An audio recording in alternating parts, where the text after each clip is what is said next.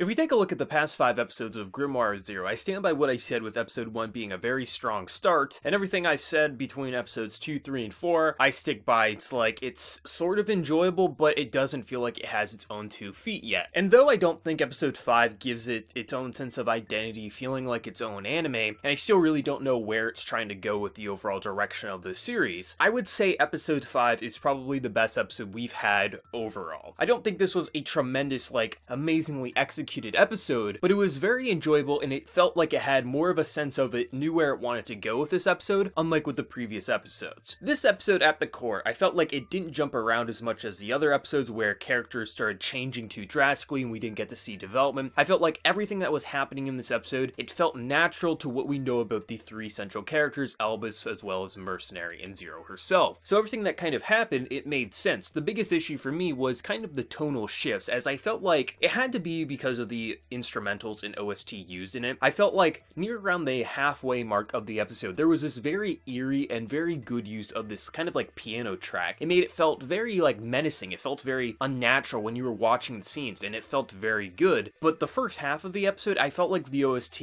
at times it almost felt kind of like adventurous, like you're kind of happy or like wanting to go there, but then we're looking at a bunch of villagers dead. So I thought like the tonal shifts were still a bit off with this episode, but still, if we remove that aspect, it was actually a pretty enjoyable episode. Because at the core, we start off like exactly where last week's ends. We see Albus run in and try to figure out what's going on. He's seeing people that he know just lay there dead. But I did feel like they kind of dropped the ball at making it feel like this is horrible, look at all these people dead. But I like seeing how even a character I don't like, because I don't really like Albus as a character. He's fine, he's there as a character. He's a supporting character. He doesn't do much for me. But I did think that the way he reacted, his emotional reactions, like where he was about to kill one of these bandits, if not for Zero herself saying, is this how you want to be? Is this how you want to live on in their name? Do you want to literally kill an innocent man? I felt his like reactions and his emotions and how he acted like a child, just throwing a fit of rage and literally almost killing a man. That type of stuff actually felt very natural for his character, especially with what we know about him and also just his age. He seems very young as well. So they did use just their ages and their overall personalities quite well with overcoming this obstacle. But I think the main reason this episode works at feeling like it's heading in a direction that I think is a positive one. It feels like it's starting to get its legs on the ground, starting to move in a direction that feels like there is a purpose for these characters wandering around this village and just the overall world itself. And the main thing with it is because we learn about 13. This man who is just the OP sorcerer of the day. Now granted, he's probably not as powerful as Zero herself, or he's equally as powerful, but still, we see this man disintegrate people who are trying to oppose him with magic, and we also get a fair bit of backstory with him and why he's doing the things he's doing. Essentially, he joined up with the king who was pretty much outlawing witches, hunting witches for sport, and essentially he says, like, you guys are giving us a bad name, I need to put a stop to you as long as the king helps me get the Grimoire of Zero, and then he just goes OP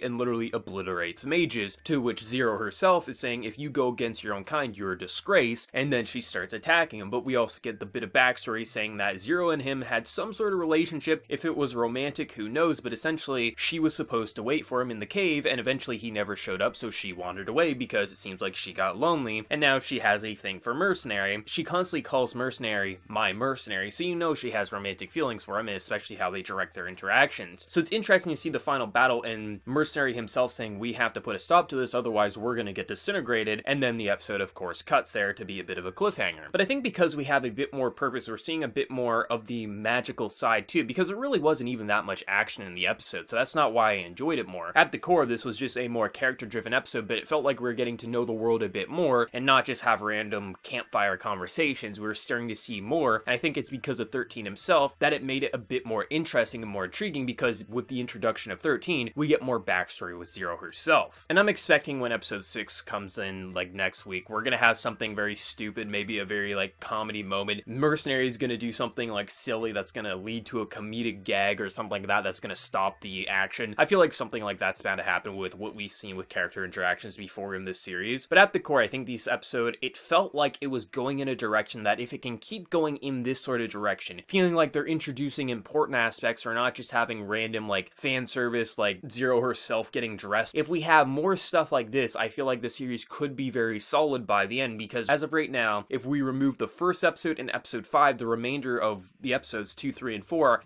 I feel like though they are enjoyable, I don't know what exactly it was trying to do besides just being a roadside adventure, and there are plenty of anime that have done that type of style much better. But at the core, this was a very good step in the right direction. I think overall the art and animation was very good. There was some dips here or there, but at the core, I think this was a very consistent looking episode. The tonal shifts with the music were a bit off, but I think by the end of the episode they definitely picked themselves back up, and I'm very interested to learn more about 13 himself. His character design isn't that menacing, it's not that amazing, but I think he's doing some interesting things, especially with his magic, having literally Mercenary go insane remembering his past, and if it's not for Zero breaking him out of his spell, he would have just been falling into abyss and his spirit would have been lost forever. So they're doing a lot of cool things with magic and just the overall concepts of the world. I'm really interested to see what they do next week. So let me know your thoughts down in the comment section below. Was this your favorite episode, your least favorite, and what did you think just overall about this episode? Because I thought this was a really solid episode, and I'm really excited to see what they do next week. So let me know your thoughts down in the comment section below, and before you leave, hit that like button to show your support. If you're new to the channel, be sure to subscribe. So until next time, everyone, please take care and have a good one.